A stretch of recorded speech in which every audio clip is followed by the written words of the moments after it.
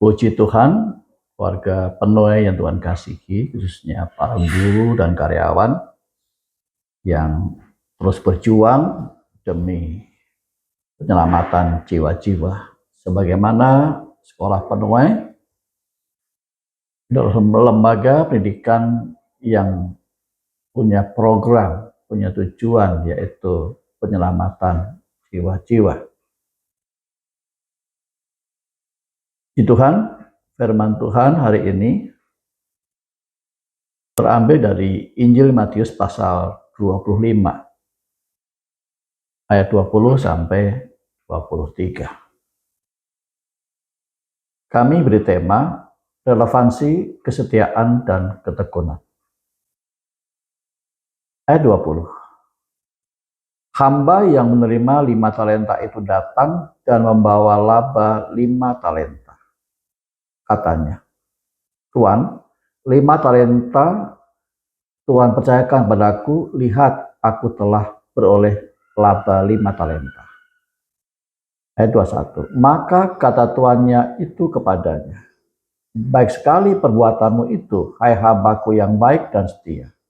Engkau telah setia dalam perkara kecil, aku akan memberikan kepadamu tanggung jawab dalam perkara yang besar. Masuklah, turutlah dalam kebahagiaan Tuhanmu. Ayat 22. Lalu datanglah hamba yang menerima 2 talenta itu, katanya, Tuan, 2 talenta Tuhan percayakan padaku. Lihat, aku telah beroleh laba 2 talenta.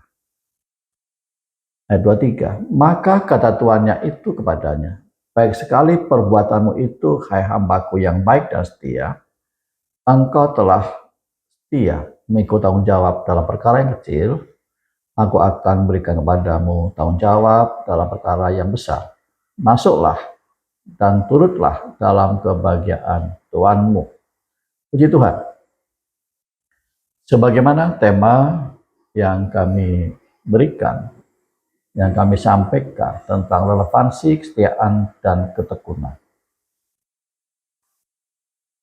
Antara kesetiaan dan ketekunan adalah 2 kebajikan utama dalam Kristen yang merujuk kepada sikap taat, konsisten, berpegang teguh pada Tuhan Kristus. Dan keduanya saling melengkapi, di mana kesetiaan adalah komitmen hati, sedangkan ketekunan adalah daya tahan dalam tindakan nyata saat menghadapi tantangan hidup. Pengertian kesetiaan adalah loyalitas yang teguh kepada Allah dan firman Tuhan dan firman-Nya, didasarkan pada kasih dan kepercayaan yang mendalam. Sedangkan pengertian ketekunan adalah kemampuan rohani untuk bertahan, untuk berjuang, dan tidak mudah menyerah dalam mengiring Tuhan, terutama ketika menghadapi penderitaan, menghadapi ujian hidup, menghadapi masa-masa yang sukar. Sehingga dapat dinyatakan bahwa kesetiaan dan ketekunan adalah fondasi iman Kristen yang diuji melalui proses kehidupan. Kesetiaan adalah wujud kasih dan komitmen yang teguh kepada Allah sampai akhir hayat.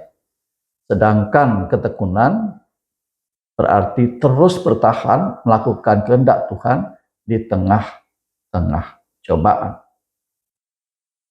Ada istilah yang berkata tertatih-tatih supaya terlatih.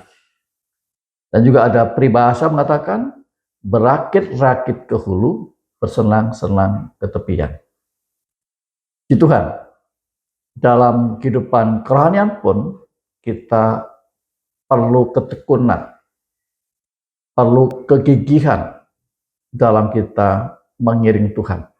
Sebab ujian, cobaan itu pasti ada. Ingatlah bahwa kita sebagai anak-anak Tuhan itu bagaikan domba. Bahkan anak domba ada di sekitar serigala yang ganas. Pentingnya kita komitmen, setia, tekun dalam kita mengiring Tuhan. Ikuti nasihat firman Tuhan dengan saksama. Dalam Alkitab ada banyak contoh tentang tokoh-tokoh yang dapat menjadi inspirasi kita dalam kita mewarnai hidup, memiliki sikap setia dan tekun. Namun oleh kesempatan hari ini, kami sampaikan satu saja, yaitu perihal Rut. Ya, perihal Rut. Rut kita lihat pribadi yang sangat setia kepada mama mertuanya. Kala itu Rut masih sangat muda. Ditinggal, meninggal suaminya, dia masih muda. Bisa dibilang janda muda. Kalaupun mau nikah, tentu masih banyak pria yang mau. Namun dia memilih ikut mama mertuanya.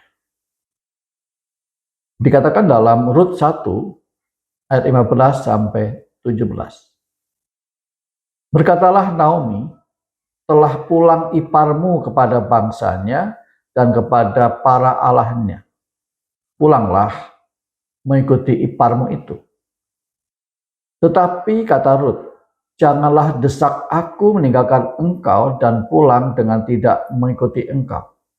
Sebab kemana engkau pergi, ke situ jugalah aku pergi. Dan di mana engkau bermalam, di situ jugalah aku bermalam. Bangsamulah bangsaku, dan Allahmulah Allahku. Di mana engkau mati, aku pun mati di sana. Dan di sanalah aku dikuburkan. Beginilah kiranya Tuhan menghukum aku. Diulang. Beginilah kiranya Tuhan menghukum aku. Bahkan lebih daripada itu, jikalau sesuatu apapun misalkan aku dari engkau, selain daripada maut. Kesetiaan Rut terbukti. Dia tinggalkan keluarganya, dia tinggalkan bangsanya, ikut Naomi. Naomi sebenarnya bukan Naomi lagi. Naomi itu identik dengan masih hebat, masih kaya raya, masih mampu. Sedangkan Naomi pengen disebut Mara. Mara, bukan Naomi. Mara artinya sudah habis-habisan. Mara artinya hidupnya sangat pahit. Ya, Mara itu pahit. Dia pergi tinggalkan Bethlehem bersama suaminya, bersama kedua putranya, dengan tangan penuh, dengan modal banyak. Pergi ke negeri lain, habis di sana. Suaminya meninggal, kedua anaknya meninggal, hartanya habis. Lalu pulang ke Bethlehem. Ketika disapa oleh warga Bethlehem, itu Naomi pulang. Dia katakan, bukan, jangan sebut aku Naomi, sebut aku Mara.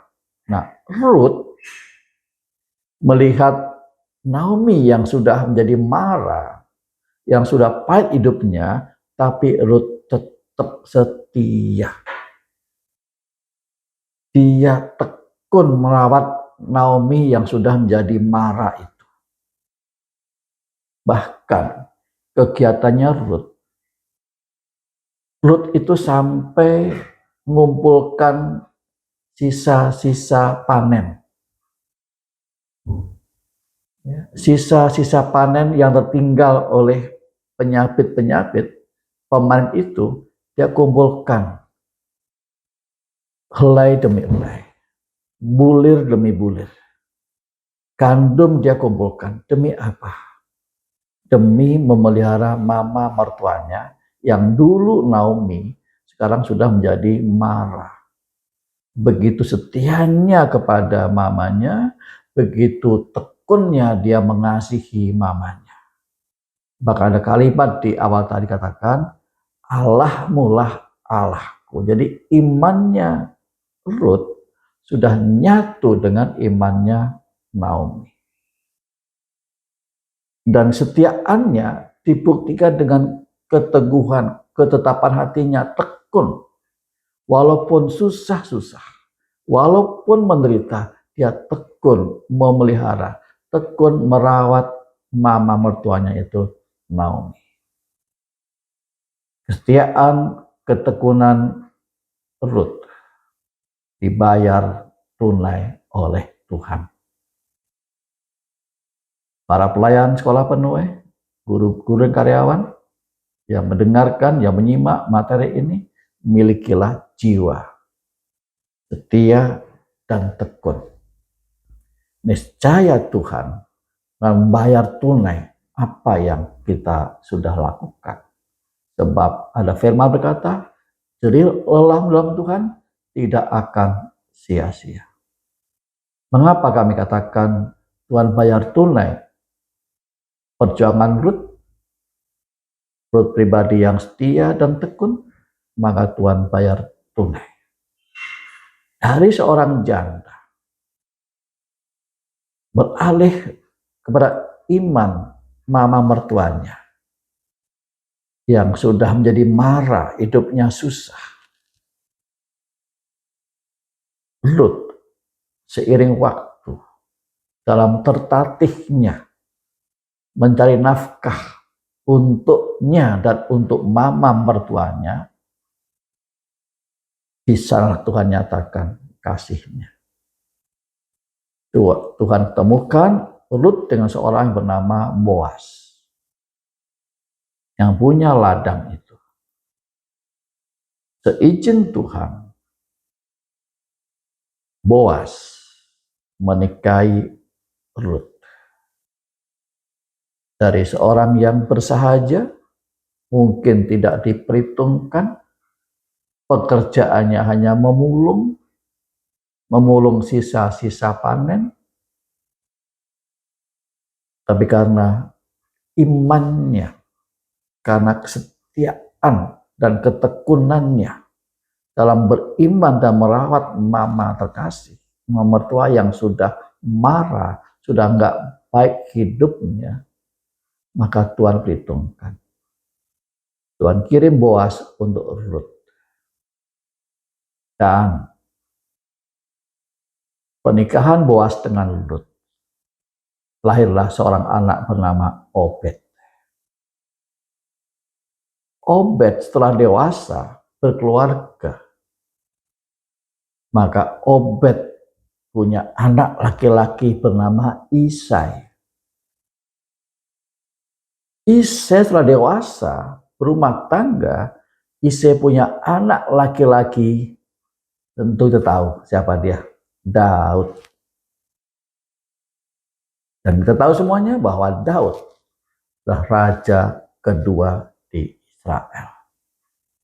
Dari seorang janda yang bersahaja, setia, tekun dan kasih memelihara mama mertuanya yang sudah marah hidupnya, sudah pahit hidupnya, maka Tuhan bayar tunai. Ruth beristri Boas, punya anak Obed. Obed punya anak Isai. Isai punya anak Daud.